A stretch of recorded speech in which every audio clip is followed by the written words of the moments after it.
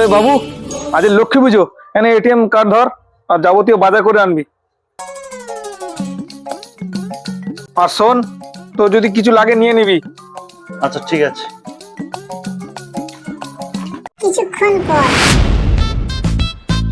বাবা এই নাও তোমার কার্ড, আর এই যে তোমার পুজোর ফুল। আর তুমি যে সবসময় বলো না তোমার ছোট ফোন বড় ফোন বড় ফোন করো, এই তোমার জন্য একটা বড় ফোন নিয়ে এসেছি।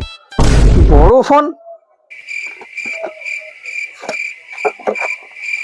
ফোনটা কিনেছিস কেন? কিনে নিতে বাবা, আসলে লক্ষ্মী পুজো অফার চলছে না, ফ্রিতে দিয়েছে। মোবাইল ফ্রিতে দিচ্ছে? এই তুই মিথ্যা কথা বলছিস।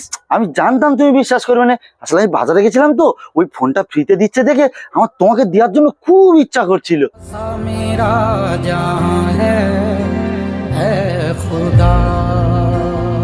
সেই জন্য তো আমি দোকানদারের হাতে পায়ে ধরে 50,000 টাকা দিয়ে এই ফোনটা নিতে, তো ওই ফোনটা ফ্রি দিয়েছে।